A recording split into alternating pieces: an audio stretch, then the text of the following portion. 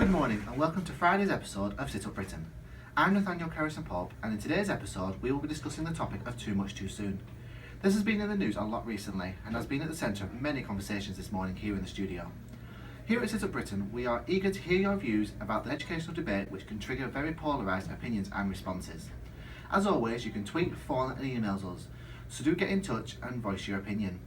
Earlier in the studio we had Sue Palmer, a leading expert in campaigning for children's education and ambassador for Save Children movement, and Sally Morgan, the former chair of Ofsted. Let's go and see what they had to say. Let's welcome Sue Palmer, a leading expert in campaigning for children's education and an ambassador for Save Childhood movement, and Sally Morgan, the former chair of Ofsted. Welcome, Sue. Firstly, I'm going to come to you. What are your views on the issue? Well, this is a topic which I believe has a profound amount of importance. This issue not only concerns the directly impacted children, but society as a whole. Our education system starts children in compulsory schooling from the age of 5 when they begin reception. However, this belief that this early start age benefits children is backdated to Victorian politicians, who wanted to get poor children off the streets as early as possible, which imposes the question of why we're still using a system that was set up by the Victorians, after research from other countries has shown us that the school starting age can be later. Now Sally, what are your opinions on the school starting age in England? I believe that early exposure to formal education is needed to eradicate the 19-month achievement gap that can be seen in England between rich and poor pupils by the age of 5. Many deprived children have low social skills, poor reading and low communication skills when they enter their first year at school, meaning that they are not ready to start learning and fall behind as they try to grasp the basics while their peers progress at a comparatively rapid rate. I believe that children need to be enrolled in school from the age of 2 years old to raise the standards and give all children the opportunity to have an equal start in life when they begin school and reception. I disagree. Research from Sugget in 2009 to formal literacy teaching found that an early start to formal teaching reception does not lead to improved reading by age 11 compared to when children start at 7 years old. In fact, children who start later were found to read more for pleasure and have better text comprehension skills. You argue that children should be enrolled into school from age 2 to raise standards, but at the ages 3 and 4, children do not have the appropriate control of their bodies and their thought processes that are needed to meet the demands of more formal education skills, such as moving their eyes along a printed book or manoeuvring a pencil across a page. Early exposure too soon can lead to disengagement from the educational process at a very young age. As Janet Miles disputes, our society, through government actions, seems to believe that children can only learn when they are formally taught, and the earlier this occurs, the better. Although other countries such as Sweden and Finland's children start school at a later age, in England we have evidence that highlights the importance of children beginning school at an earlier age. This evidence is from the 2015 Preschool and Early Home Learning Report, and it shows not only the short-term benefits of early schooling, but infallible data that shows the continuing effects that by starting school at an earlier age are still showing positive results at the age of 17. We have found that by children attending a high-quality preschool, there was a significant increase in the likelihood of them achieving higher grades in maths and English at GCSE, as well as achieving 5 A-star to C grade GCSEs when compared to peers who did not attend a preschool. I think these figures speak for themselves. We have our education reporter Tina Fisher at the University of Cumbria with Marie Zafrana, a neuroscientist who has been studying the child's brain. Hello Tina, what are your thoughts over at the lab? Thanks Nathaniel. So I'm here with Marie Zafrana, a neuroscientist who's been studying the child's brain.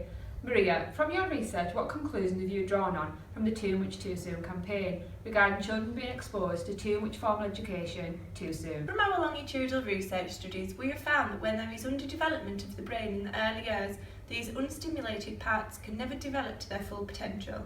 A child's brain is made up of millions of neural circuits that need to be stimulated through challenging experiences. If children's brains are not appropriately stimulated through challenging experiences, children risk missing critical windows of opportunities, which are crucial to a child's development. During this time, the child's brain is biologically programmed to demand certain types of input in order to create and stabilise long-lasting brain structures that form strong foundations for the connections that form later in the child's life.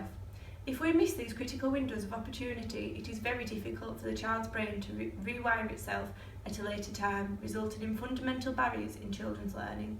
Thanks, Nathaniel. Back to the studio. Thank you. Join us after the break. We'll be going over to Oak Hill Primary School with early years teacher Miss Fox, where we will be discussing this topic from a teacher's perspective. We will also see what your opinions are at home.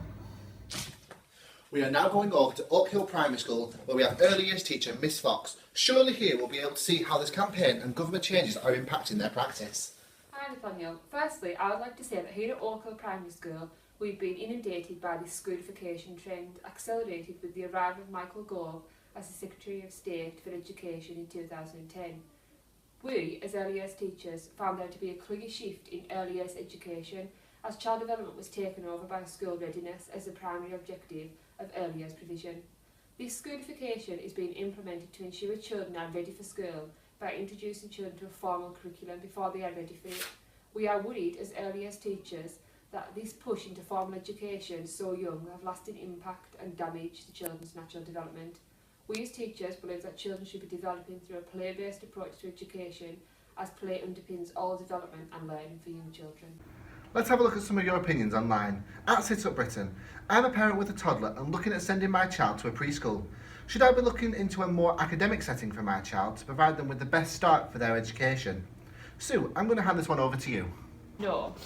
Research has shown that when the performance of children attending academic preschools and those attending play-orientated preschools were compared, the results found that there was no advantage in reading or maths achievement for children who had attended the academic preschools. In fact, the research found that children who had attended academic preschools had higher levels of test anxiety and negative attitudes towards school compared to children who had attended a play-based preschool. Your child will have a great start to early education through a play-based approach to learning. Another parent has got in touch with a different opinion regarding Too Much Too Soon on the benefits it has provided for her child. Hello, Lindsay. Good morning. I've been watching Sit Up Britain and I thought I should ring in. I've got to say, I really do agree with my Teddy Ann starting school at an earlier age. We don't live in a great area and I've never had a good education, so I've never been able to get out of unemployment. I think that the earlier Terry Ann starts, the better. I can't offer her much at home that will help her with reading or writing. If she is given the opportunity to start school earlier, then she can be given a chance to get out of this cycle and be as clever as the rest of her class. I don't get out much with Terry Ann, so I also think that the earlier she starts will give her a better opportunity to socialise and develop her language. I just want what's best for Terry Ann. And do you know what I read the other day in the paper? That there's a 40% gap in achievement between children by the age of 4 before they've even started at school. This is why I want her in a preschool that will teach her how to read, write and count before she starts reception, so she's as clever as the rest of the class, and not just another less well-off child who ends up as another statistic that didn't achieve their full potential. That's all, thank you. Next we have Sharon Marsh on the phone, an early years teacher. Hello Sharon, what are your views on this debate? Hello, I feel enormous pressure to ensure my reception children have met their early learning goals by the end of the year, ready for the transition into year 1. I would love the children in my class to develop their learning through play, because I know that when children are stressed and under pressure, they are more receptive to negative experiences of learning. But I feel pressured to meet targets so that the children are ready to enter year 1, exceeding their development. Any comments regarding this issue, Sue? Don't worry, the current education system subjects early years practitioners to this feeling. Practitioners often feel that if they do not cover for the curriculum in a structured way, that children will not achieve all their early learning goals by the end of reception. However, this is not the case. As the United Nations Convention on the Rights of the Child states, play is central to children's development, so planning for play-based activities will allow an holistic approach to children's development. It would then be the practitioner's role to observe children playing and appropriately use the information to plan for the next stages of the children's development. To conclude today's educational debate of Too Much Too Soon, we have the Secretary of State of Education, Justine Greening, on the phone, who has listened to both sides of this argument and is proposing how the government may move forward with this debate, taking into account the important aspects of both views.